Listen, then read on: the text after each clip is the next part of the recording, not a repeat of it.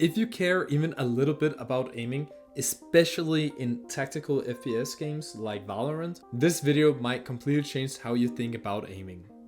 Most players think better aim means faster flicks, more movement, or more grind. But what if the real problem is that you're actually moving your mouse too much? Recently, I watched an aim theory video that genuinely changed how I approach aiming, and not just in aim trainers, but in real matches as well. And it all comes down to 3 simple metrics. If you're even slightest into aim theory, you probably know Viscose. She's one of the most respected minds in the aim community, top 10 worldwide on Voltaic benchmarks, creator of her own benchmarks as well, and someone who's deeply focused on how aiming actually works. In her latest video, she reframed aim in a way that finally makes sense for tactical FPS players, not just aim trainer grinders. And that's why this really matters. Quick context before we continue. I'm a Voltaic Masters Complete, was pushed me in the top 3% of aimers globally, and I'm currently Immortal in Valorant as well. I've tested these ideas both in aim trainers and in real ranked matches,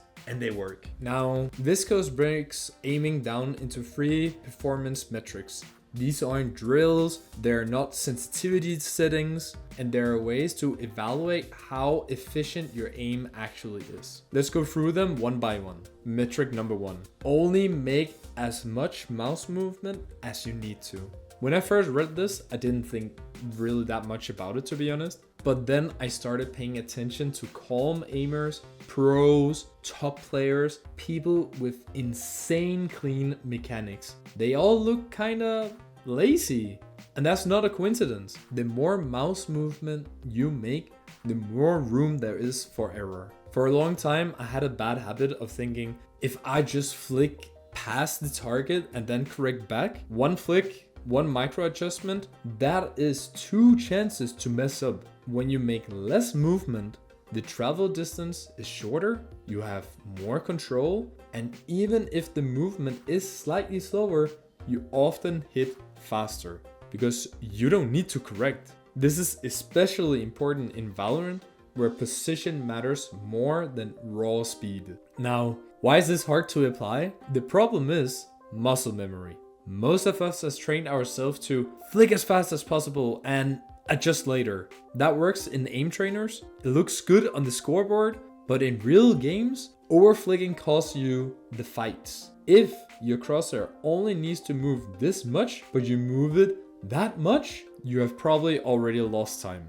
Metric number 2, reduce the total number of distinct movements.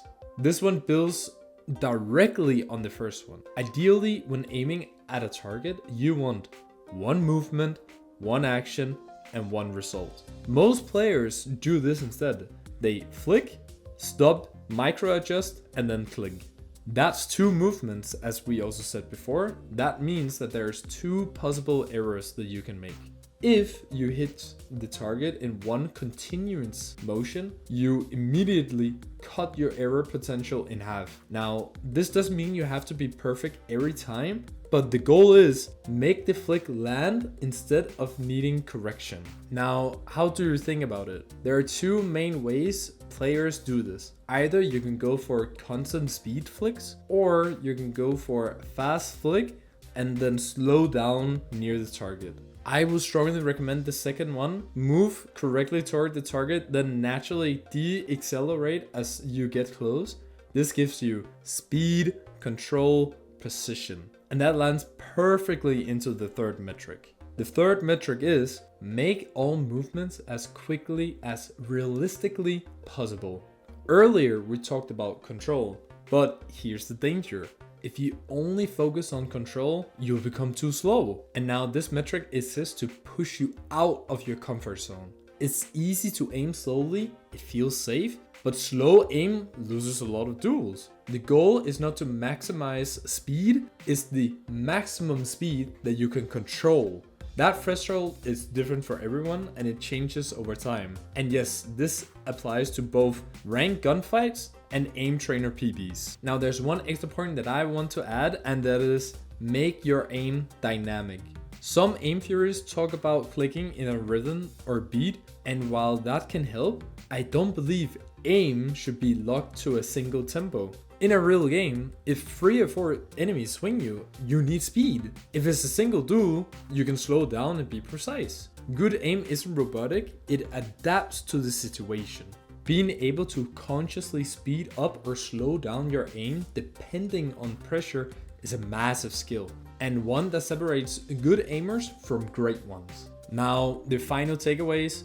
If you remember anything from this video, remember this. Good aim is not about moving more, it's about moving less, but better. Less unnecessary distance, fewer separate movements, as fast as you can realistically control. If you apply these ideas consistently, your aim will feel calmer, cleaner, and more reliable, especially in TacFPS games like Valorant. Now, if this helped you, let me know in the comments which metric you struggle with the most. And if you want more content about aim theory, Valorant improvement, or my journey balancing ranked content and life, make sure to subscribe.